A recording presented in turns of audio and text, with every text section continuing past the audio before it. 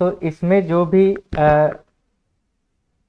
काम हम करते हैं, तो ऐसे कामों के बारे में बात किया जाता है जिसका फल जो है कि क्या हो, फिक्स नहीं हो, अनसर्टेन हो, है ना। तो वैसे कामों को हम क्या कहते हैं, एक्सपेरिमेंट कहते हैं।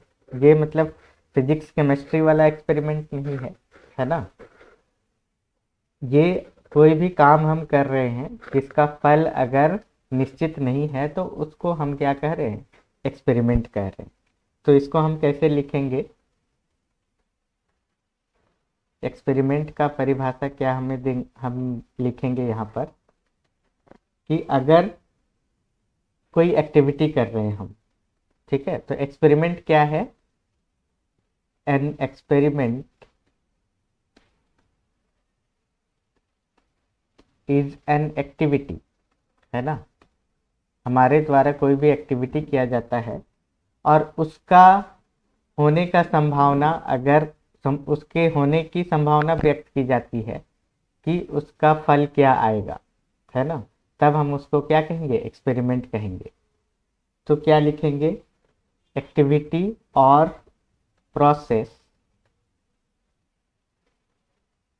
हुज आउटकम, है ना, जो हमारा फल आ रहा है, हमारे कुछ जो भी काम कर रहे हैं उसका जो आउटपुट आ रहा है उसे हम क्या कह रहे हैं, आउटकम कह रहे हैं। हुज आउटकम इज अनसर्टेन, है ना, इस वर्ड को ध्यान देंगे। सर्टेन कहने का मतलब फिक्स, है ना, जो कि फिक्स है, पहले से पता है कि क्या होने वाला है ना। जैसे सर्टेन,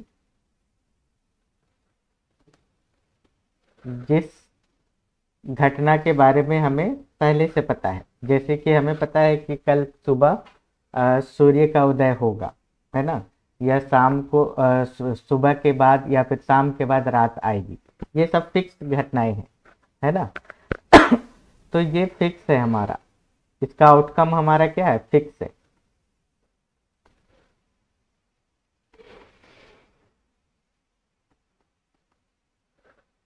इसको हम लोग नेचुरल ट्रूथ भी कह सकते हैं।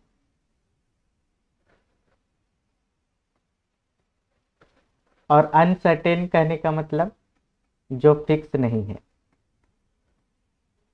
Outcome is not fixed. तो किस तरह के एक्टिविटी के बारे में बात कर रहे हैं जिसका आउटकम जो है कि फिक्स नहीं हो, तो वैसे एक्टिविटी को हम क्या कहेंगे, एक्सपेरिमेंट कहेंगे। तो फॉर एग्जाम्पल, हम वैसे एग्जाम्पल्स को देना चाहेंगे जो कि जिसके बारे में बार बार हम बात करेंगे इस चैप्टर में। पहला, सिक्के का उछालना, है ना। सिक्के का उछालना क्या है, एक एक्सपेरिमेंट की तरह हम इसको डील करेंगे। तो इसको क्या कहते हैं हम लोग, टॉसिंग अ कॉइन, है ना, सिक्के का उछालना। दूसरा क्या है, selecting a card from a deck. ताश के पत्ते आप लोग देखे होंगे, selecting a card from a deck, ठीक है। ताश के पत्ते को, एक ताश के पत्ते का चयन करना, है ना।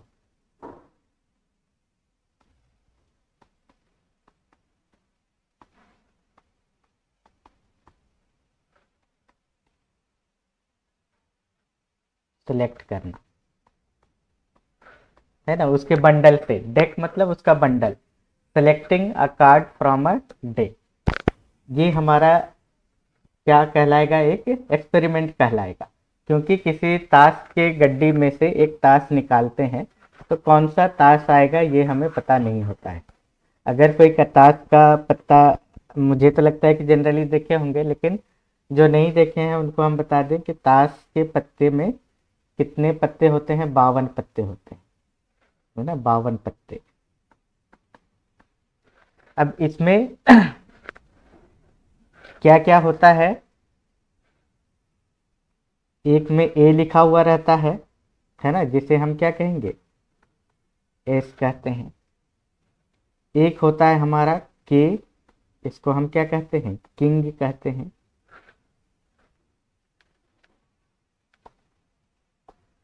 फिर एक में क्यू लिखा हुआ रहता है, जिसे हम क्वीन कहते हैं, है ना। और फिर जे लिखा हुआ रहता है, जिसे हम जैक कहते हैं, है ना। ये मोटा मोटी। फिर इसके बाद ऐसे तो जनरली आप लोग देखे होंगे ताश के पत्ते, 2 रहेगा, 3 रहेगा, 4 रहेगा, 5, 6, 7, 8, 9 और 10, और हर एक का क्या रहेगा, 4 4 10, है ना। और ये हर एक सिंबल का 4 4 पत्ते रहेंगे, तो टोटल आपको 52 पत्ते हो जाएंगे, है ना।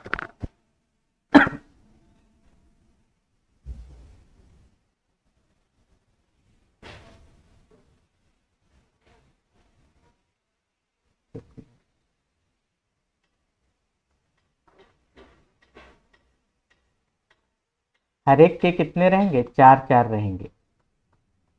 अब किस किस कलर के रहेंगे वो आगे जाके हम लोग देखेंगे, जब हम लोग प्रॉब्लम्स करेंगे तो किस किस कलर के होंगे वो आगे हम लोग जाके देखेंगे। तो मोटा मोटी ये है कि आपके ताश के पत्ते में कितने होते हैं, 52 होते हैं।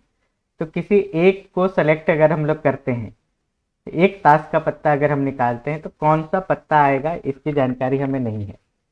तो इस घटना में इस एक्टिविटी, ये एक्टिविटी का आउटकम है वो क्या है, अनसर्टेन है, सर्टेन नहीं है। इसीलिए हम इसे क्या कहते हैं, एक एक्सपेरिमेंट कहते हैं। नेक्स्ट, रोलिंग अ डाई।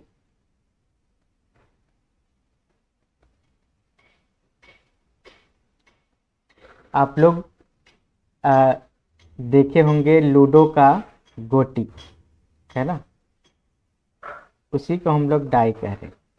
लूडो का गोटी में कितने फेस होते हैं, 6 फेस होते हैं,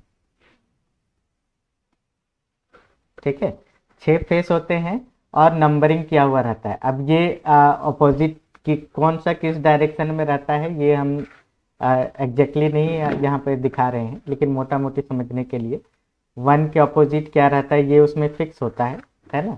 लेकिन यहाँ अंडरस्टैंडिंग के लिए सपोज 1 यहाँ है, 2 ऐसे है, 3 ऐसे है, उसके बाद इस साइड 4 है, इसके बैक साइड 5 है, और इधर सपोज 6 है। तो एक लूडो के गोटी को अगर हम लुढ़काते हैं तो अपर साइड में कौन सा फेस आएगा ये भी अनसर्टेन होता है, इसीलिए भी इसे हम क्या कहते हैं, एक एक्सपेरिमेंट कहते हैं, ठीक है। नेक्स्ट आता है, ये क्या है, हमारा 6 फेस वाला एक डाई है ना। हम कंसीडर कर सकते हैं 4 फेस वाला भी एक डाई कंसीडर कर सकते हैं, है ना, जिसका शेप टेट्राहेड्रन की तरह होगा, इस तरह से। इसमें 4 फेस हैं, आप इधर देख सकते हैं कि इसको अगर एक फेस ले लिया जाए, इसको एक फेस ले लिया जाए, है ना, 2 फेस हो गया, और एक नीचे का फेस और इधर एक बैक साइड का फेस, तो 4 फेस हमारा होगा टेट्राहेड्रन में। तो इसे हम अपनी सुविधा के लिए इस तरह का कंसिडर कर रहे हैं। ऐसे जनरली हमारा कॉमन लाइफ में हम क्या देखते हैं, 6 फेस वाला ही गोटी देखते हैं, 4 फेस वाला गोटी कॉमनली यूज नहीं किया जाता है ना। लेकिन कई बार क्या होगा कि अगर 6 फेस वाले एक्सपेरिमेंट को कंसिडर करेंगे तो प्रॉब्लम बहुत लंबा हो जाता है।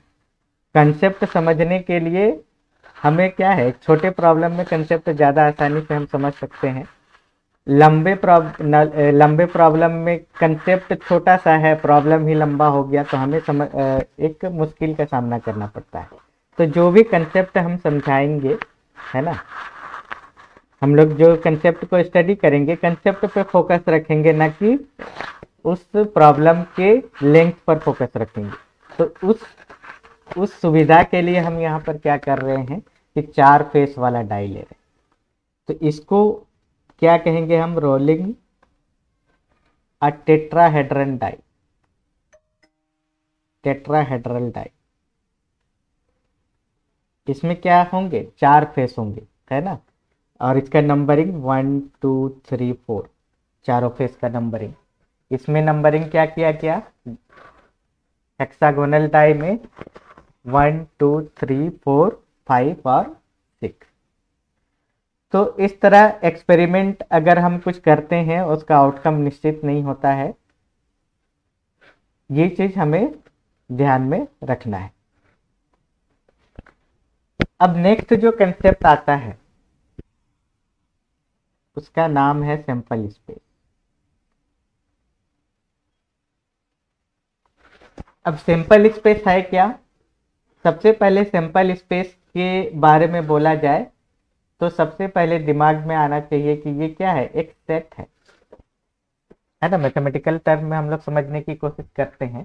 सैंपल स्पेस क्या है, सबसे पहले हमें क्या पता चलना चाहिए कि ये एक सेट है।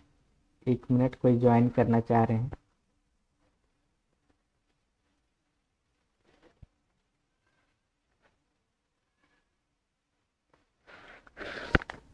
तो सैंपल स्पेस क्या है, एक सेट है। और इस सेट में क्या रहेगा, जो भी एक्सपेरिमेंट हम कर रहे हैं उसमें जो जो आउटकम आने की संभावना है ना, उन सब का कलेक्शन को हम क्या कहेंगे, उन सबको कलेक्ट करेंगे तो एक सेट बनेगा। और इस सेट को हम क्या कहेंगे, सैंपल स्पेस कहेंगे। तो ये क्या है, एक सेट है। और इस सेट में क्या कलेक्ट किया गया है, collection of all possible outcomes of an experiment.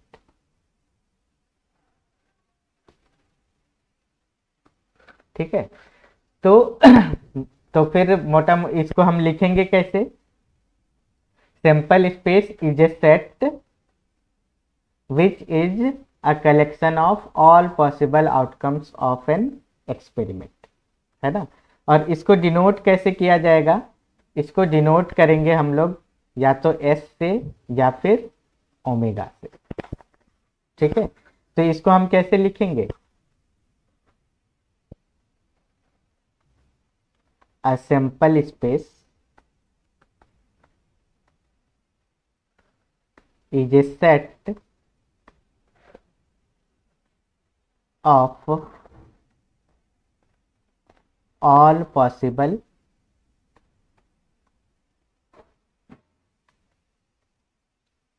outcomes of an experiment।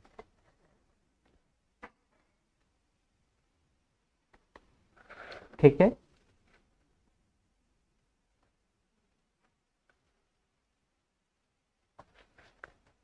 मतलब किसी एक्सपेरिमेंट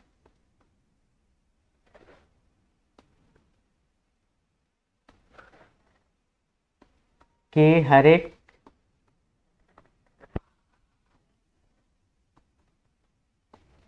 संभावित आउटकम के कलेक्शन को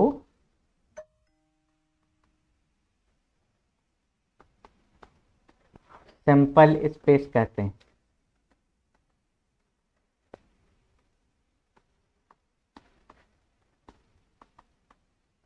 ठीक है,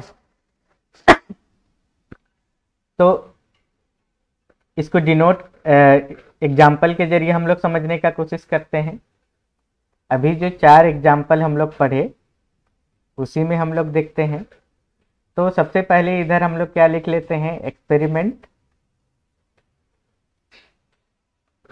और इस साइड में हम लोग लिखते हैं सैंपल स्पेस।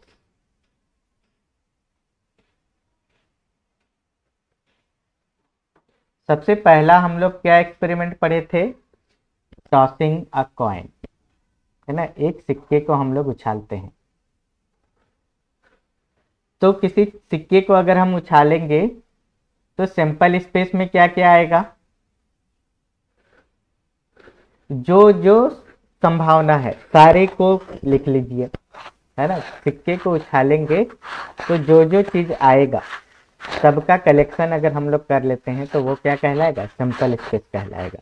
तो किसी सिक्के को अगर हम उछालते हैं तो क्या क्या आएगा, या तो हेड आएगा या फिर टेल आएगा।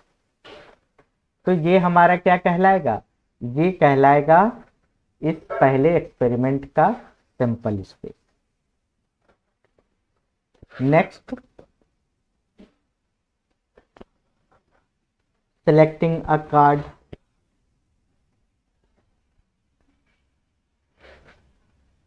ठीक है, तो अब यहां पर हम थोड़ा सुविधा के लिए, है ना, जैसे वहां पर हमने देखा कि ए, के, जे और क्यू हमारा रहता है, लेकिन हम सुविधा के लिए क्या करेंगे, सबका हम मान लेंगे कि एक ऐसा कार्ड है ना, जिसपे 1 2 3 इस तरह से लिखा हुआ है, हम ऐसे अपनी सुविधा के लिए मान सकते हैं, और 52 तक, है ना। इस तरह से भी हम कंसीडर कर सकते हैं कि थोड़ा इसे सिंप्लीफाई कर दिया गया। जो हम कार्ड देखते हैं हमारे कॉमन जो प्रैक्टिस में है, जिसके जरिए हम लोग कार्ड खेलते हैं, तो वो अलग है थोड़ा, लेकिन उसको सिंप्लीफाई कर दिया गया यहाँ पर, सिंप्लीफाइड।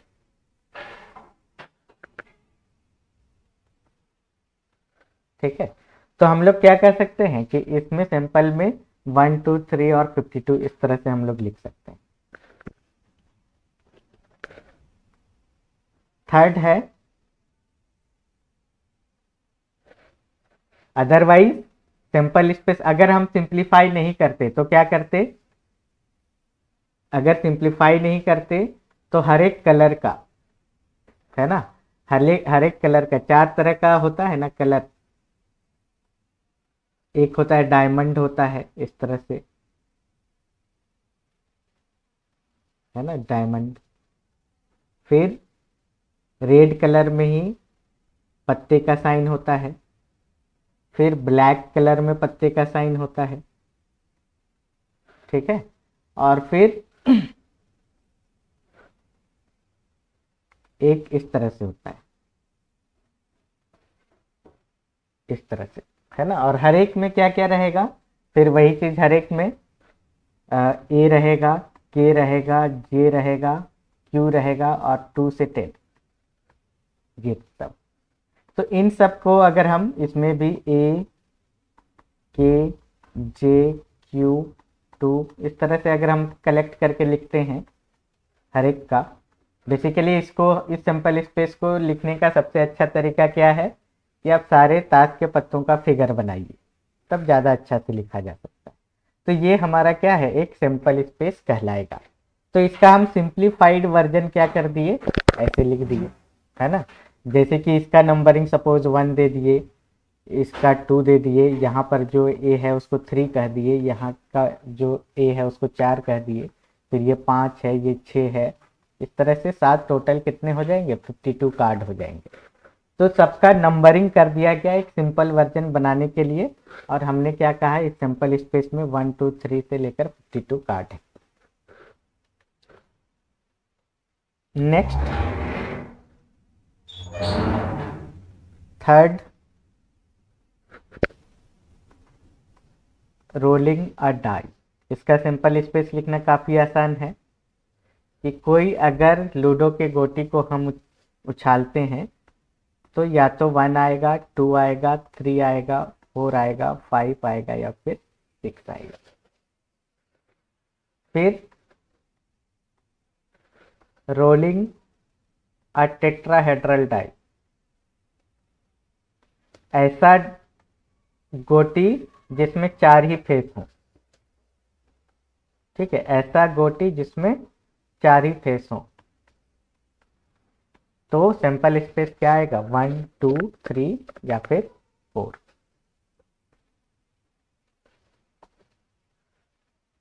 तो ये हो गया हमारा, क्या हो गया, एक्सपेरिमेंट हम देख लिए, इसके बाद सैंपल स्पेस देख लिए। अब हम लोग देखेंगे, अच्छा इसमें और एक देखते हैं, ये सब सारे क्या हैं, ये डिस्क्रीट सैंपल स्पेस है ना। जो एक्सपेरिमेंट हम कर रहे हैं इसमें जो सैंपल स्पेस आ रहे हैं ये क्या है, डिस्क्रीट सैंपल स्पेस।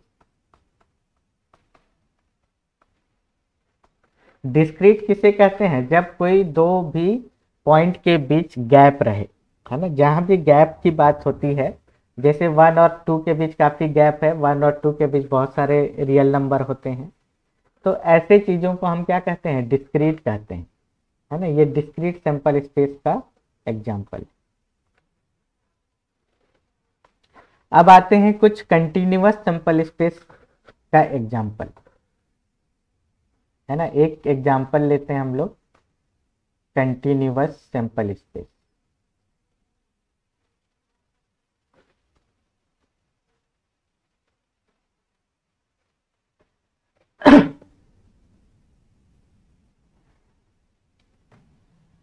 जहां पर एक दीवार है सपोज, है ना, दीवार में हम ये इतना इस तरह का निशान बना दिए हैं, यहां पर एक पॉइंट डाल दिए, इस पॉइंट से ए पॉइंट के बीच का दूरी सपोज 1 यूनिट है, और इस पॉइंट ओ से बी का दूरी भी सपोज 1 यूनिट है, ठीक है। या फिर ऑर्डर में ही लिख लेते हैं, ये बी हो गया और ये सी हो गया। अब एक खेल आप लोग देखे होंगे मेले वेले में, या फिर आप लोग खेले होंगे, जिसको कहते हैं डार्ट, है ना। डार्ट किस तरह का रहता है, एक एरो की तरह रहता है ना, इस तरह का शेप रहता है। इसको करना क्या होता है कि दीवार में इस तरह का एक चिन्ह लगा हुआ रहता है। बेसिकली जनरली हम लोग खेलते किस तरह के चीजों में है, इस तरह से। अब यहाँ पर निशाना बनाना होता है ना।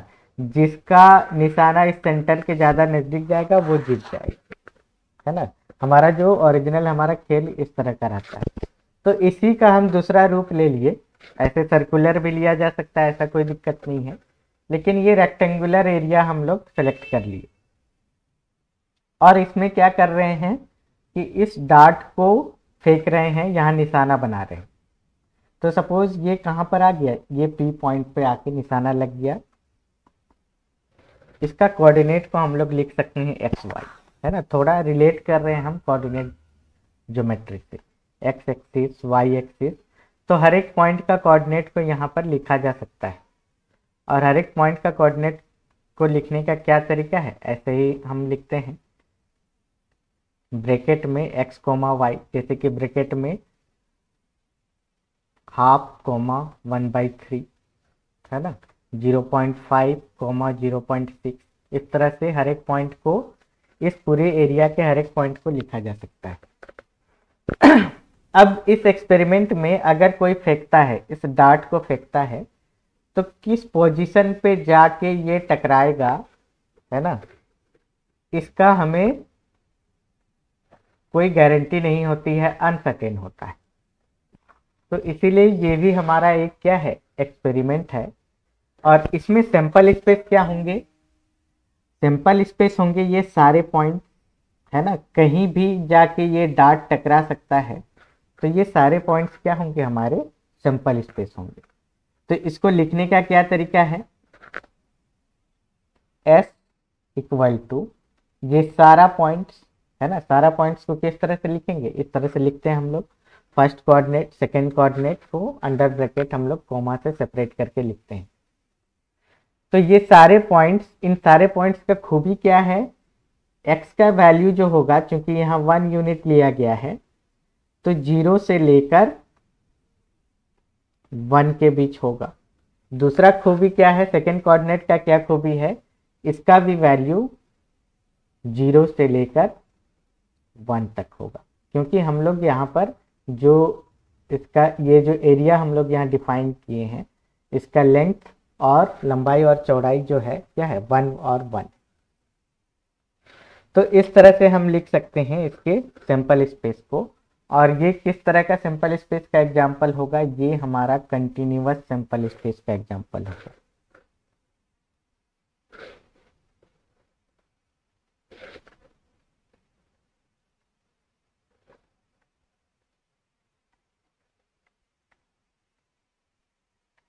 ठीक है, ये एक कंटिन्यूअस सैंपल स्पेस का एग्जाम्पल है। नेक्स्ट हम आते हैं इवेंट।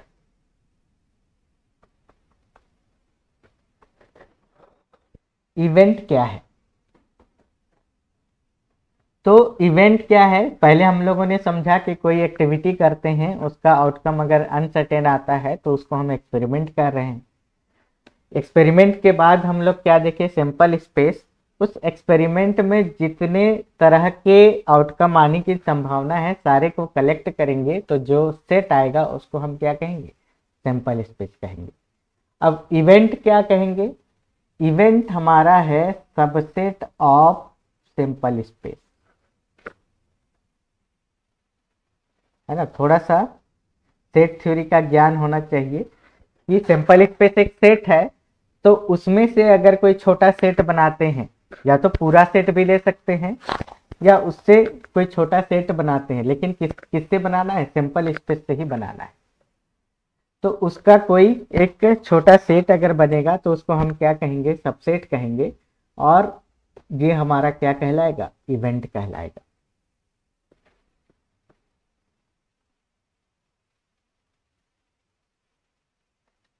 तो इसका स्टैंडर्ड डेफिनेशन थोड़ा लिख लीजिए, ऐसे तो समझने के लिए। Subset of sample space is called event हमारा है। तो an event is any collection, ये कलेक्शन हमारा क्या है, सबसेट है, of outcomes contained in the sample space.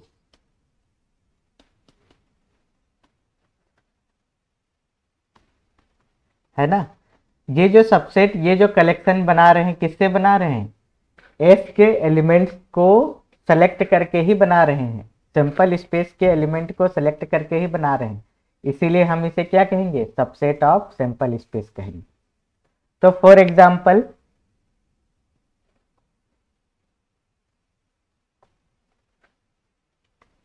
Example में हम लोग ले लेते हैं टॉसिंग अ कॉइन। ठीक है, ये हमारा क्या है, एक्सपेरिमेंट है। ठीक है, एग्जाम्पल में पहला हम लोग कंसिडर कर लेते हैं एक्सपेरिमेंट क्या हम लोग ले रहे हैं। एक्सपेरिमेंट आ रहा है टॉसिंग अ कॉइन। अब इस एक्सपेरिमेंट में हमारा जो सैंपल स्पेस होगा, है ना, सैंपल स्पेस क्या होगा इसमें, S equal to H and T, head और टेल। ठीक है, H इक्वल टू क्या आएगा, हेड और टेल। एक मिनट, कोई ज्वाइन करना चाह रहे हैं अभी।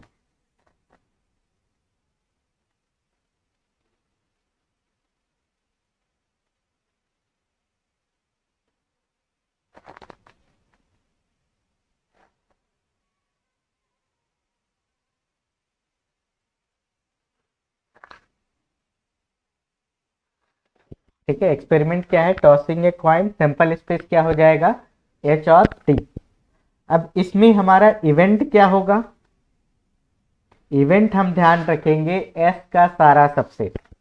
ठीक है, तो इवेंट सबसेट हम कैसे कैसे लिख सकते हैं, ये जो छोटा सा सेट है H और T, इसका सबसेट कैसे कैसे लिखा जा सकता है। तो पहला सबसेट तो होगा हमारा 5, है ना, नल सेट, कि कुछ भी नहीं आया। तो अब आप कहेंगे कि अगर सिक्का उछालेंगे तो कुछ ना कुछ तो आएगा ही, तो ये 5 को क्यों ले रहे हैं, इसको इवेंट क्यों कंसिडर कर रहे हैं। तो आगे जाके हम पढ़ेंगे कि ये जो नल सेट है इसका प्रोबेबिलिटी को हम लोग क्या लिखेंगे, 0, है ना। तो हमारा डेफिनेशन में कोई दिक्कत नहीं हुआ, जब इसके प्रोबेबिलिटी को 0 कह रहे हैं तो ये हमारा क्लियर हो गया बात, है ना। आगे हम लोग क्या पढ़ेंगे, प्रोबेबिलिटी पढ़ेंगे। प्रोबेबिलिटी का जो एजम्पशन पढ़ेंगे, उस एजम्पशन में हम लोग क्या मानेंगे कि फाई का होने का प्रोबेबिलिटी क्या है, 0 है।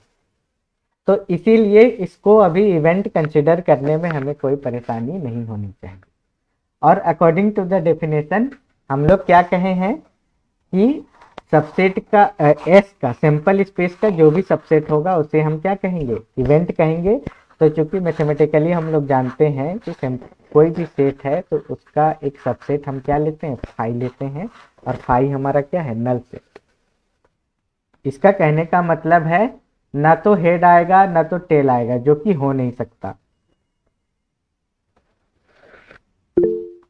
ठीक है, अब ऐसा क्यों मान रहे हैं, अब ऐसा सिक्का नहीं उछालना है कि जो कि बीच में अटक जाए, है ना। जब हम मैथमेटिक्स का स्टडी कर रहे हैं तो हम लोग फेयर कॉइन की बात करते हैं, है ना।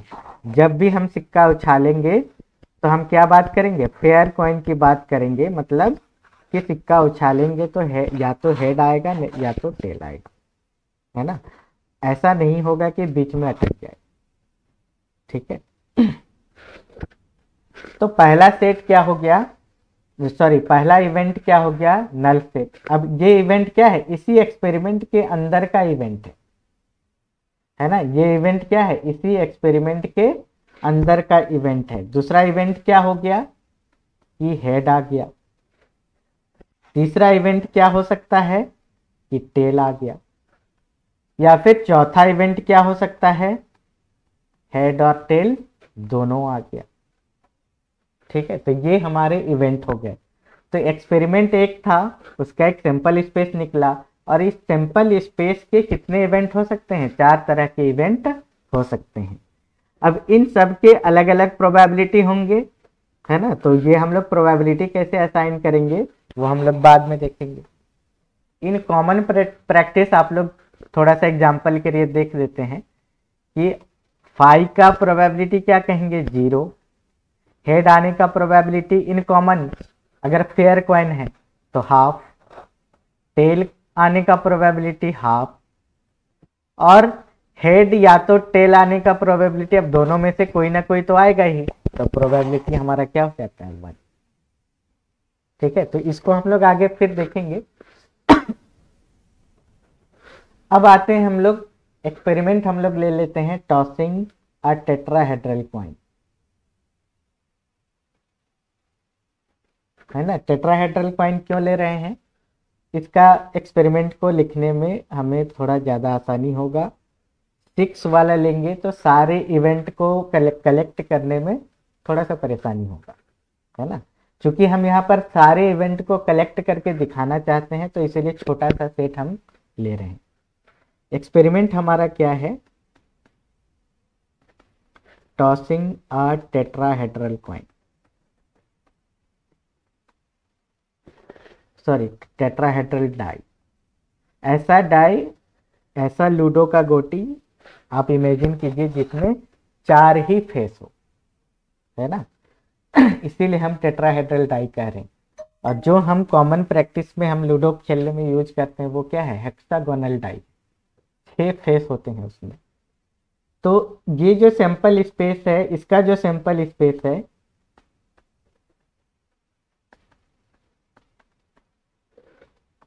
इसमें क्या क्या आउटकम आ सकता है, या तो 1 आएगा, 2 आएगा, 3 आएगा, या 4 आएगा।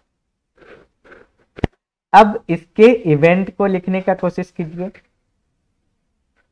इसके इवेंट कितने होंगे। अगर सेट थ्योरी का ज्ञान हो थोड़ा सा, तो किसी भी सेट का कितना सबसेट होगा इसको जानने का एक फॉर्मूला है ना। ये फॉर्मूला क्या है, 2 to the power n। तो यहाँ पे ये जो सैंपल स्पेस है, सैंपल स्पेस में कितने एलिमेंट हैं, 4। तो 2 to the power 4 का वैल्यू कितना हो जाएगा, 16। तो कितने इवेंट आएंगे इसके, 16 इवेंट आएंगे, है ना। 16 तरह का इवेंट हो सकता है। कुछ इवेंट तो बहुत आसानी से लिखा जा सकता है, जैसे पहला इवेंट 5 हो गया कि कुछ भी ना आए, है ना। दूसरा इवेंट 1 2 3 और 4, ठीक है। तो ये काफी आसानी से लिखा जा सकता है। फिर ऐसे इवेंट लेते हैं जिसमें दो दो आउटकम आए, ऐसे इवेंट जिसमें दो दो आउटकम आए। तो ये क्या हो सकता है, 1 2 1 3 1 4 2 3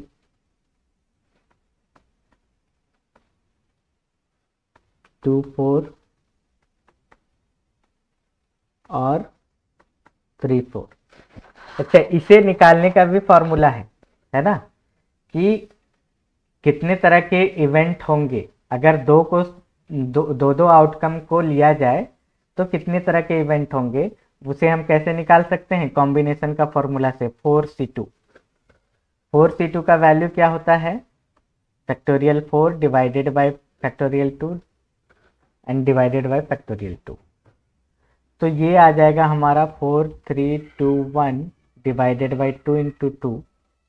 तो ये 2 कैंसिल हो गया, तो 6 आएगा वैल्यू। तो आप देख सकते हैं 1 2 3 4 5 6 इवेंट हम लोग लिख लिए हैं जिसमें दो दो आउटकम को लिया गया है। इसके बाद हम लोग आते हैं तीन तीन आउटकम को कंटेन करने वाला इवेंट, 1 2 3 1 2 4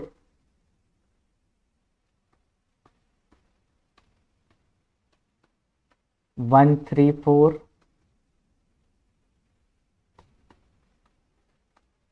और 2 3 4। और लास्ट में क्या आएगा, चारों का कलेक्शन, है ना। तो इतने 16 इवेंट हमारे हो सकते हैं इस एक्सपेरिमेंट में। तो हम लोग समझ गए एक्सपेरिमेंट क्या है, ऐसा एक्टिविटी जिसका आउटकम अनसर्टेन होता है, निश्चित नहीं होता है, उसे हम एक्सपेरिमेंट कहते हैं। सिंपल स्पेस क्या है, कि जो जो आउटकम आने का संभावना है सारे का कलेक्शन हम सैंपल स्पेस ले लेते हैं। और सैंपल स्पेस में जो जो आउटकम आ रहे हैं, या जो सैंपल स्पेस है उसका सबसेट अगर हम लोग ले लेंगे तो उसे हम क्या कहेंगे, इवेंट कहेंगे। तो इसको आप, आज हम लोग क्लास इतना ही रखते हैं, इसको एक बार रिवाइज करके आइएगा तो फिर हम लोग आगे बढ़ेंगे। तो आप लोगों को बता दें कि आप लोग का क्लास जो है सप्ताह में 3 दिन की ऑनलाइन क्लास हम लोग रखेंगे। तो आपका क्लास होगा, आज तो ट्रायल था, आपका क्लासेस होंगे ट्यूसडे, वेडनेसडे और थर्सडे। और इसके अलावा अगर कभी ऑफ करना होगा, क्लास को बंद करना होगा, तो फिर आपको सूचना दे दिया जाएगा।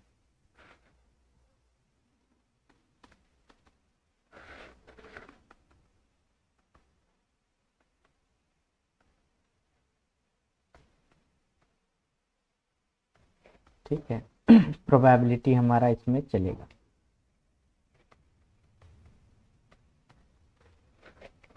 ठीक है, तो और जो ऑफलाइन क्लास करते हैं, जो रेगुलर बच्चे हैं, वो तो जरूर जुड़ें, क्योंकि इसको फिर ऑफलाइन क्लास में फिर से रिपीट करना पॉसिबल नहीं हो पाएगा। ठीक है, तो जो भी ऑफलाइन क्लास करते हैं उनको ये मैसेज पहुंचा दीजिए कि वो जरूर से जरूर जुड़े। ठीक है, क्योंकि फिर बाद में रिपीट करना थोड़ा मुश्किल हो जाएगा। ओके, फिर हम लोग ट्यूसडे को मिलते हैं।